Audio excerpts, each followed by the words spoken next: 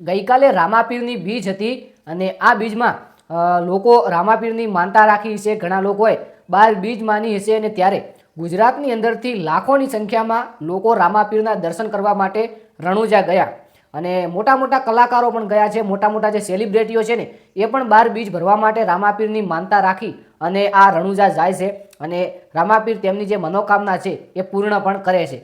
ત્યારે નયનાબેન ઠાકોરે એક રામાપીરનું સરસ મજાનું સોંગ ગાવ્યું છે। એ સોંગ તમે સાંભળશો તો ખરેખર તમને લાગશે, દિલને સુકૂન મળશે કે વાહ નયનાબેન ઠાકોર, તમારા અવાજની અંદર, તમારા કંઠની અંદર કંઈક તો દમ છે। ત્યારે ગુજરાતને આટલા લોકો તમને પસંદ કરે છે અને તમારા ગીતો હિટ થાય છે। તો ચલો એ રામાપીરનું સોંગ સંભળાવી દઉં। વિડીયોને એક લાઇક કરી અને કોમેન્ટની અંદર જય બાબારી અથવા તો જય રામાપીર લખી નાખો અને સાંભળો આ સરસ મજાનું એક નયનાબેન ઠાકોરનું સોંગ।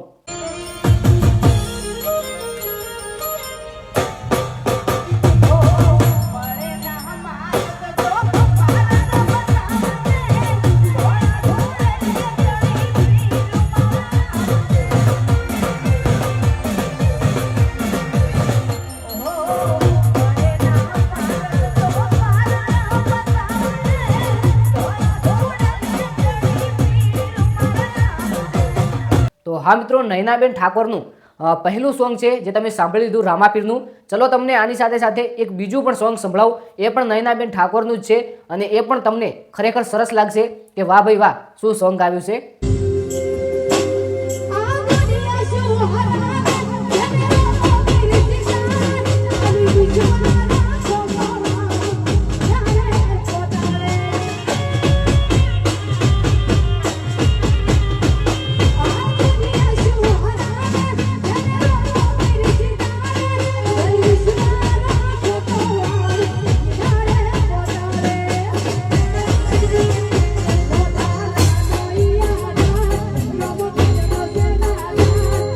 તો તમે બંને ગીતો સાંભળી લીધા, ગીત સાંભળ્યા હશે તો ખરેખર તમારા દિલને સુકૂન મળ્યું હશે, કારણ કે રામાપીરની બીજ ભરવા માટે મોટા મોટા કલાકારો, મોટા મોટા સેલિબ્રિટીઓ જાય છે।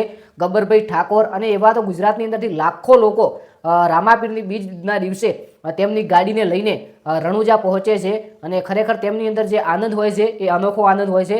ગાડીની નંબર પ્લેટની જગ્યાએ સ્ટેટ ઓફ રામાધણી આપણે જોયું છે કે ઘણો ટ્રેન્ડ ચાલી રહ્યો છે અને બધા લોકો જે નંબર પ્લેટ છે એ કાઢી નાખે છે અને સ્ટેટ ઓફ રામાધણી લખી નાખે છે જે નંબર પ્લેટ આગળ હોય છે તેને। ખરેખર ગુજરાતના લોકોનો અનોખો પ્રેમ છે રામાપીર ઉપર। તો ખાસ કરીને ઘણા લોકોનું જે દુઃખ હોય છે, જે મનોકામના હોય છે પૂર્ણ નથી થતી અને ફક્ત ને ફક્ત રામાપીરને માનતા કરે કે પછી બીજ ભરે ને તો ગમે તેવી તેમની મનોકામના હોય ને એ પૂરી થાય છે, એવા પુરાવો પડ્યા છે। અને ખાસ કરીને રામાપીરનું અને બીજા ઘણા બધા 33 કરોડ દેવ ભારતની અંદર લોકો માને છે અને ભારતની આ જે ભૂમિ છે, આ ભૂમિ હંમેશા દેવોની ભૂમિ છે, પવિત્ર ભૂમિ છે।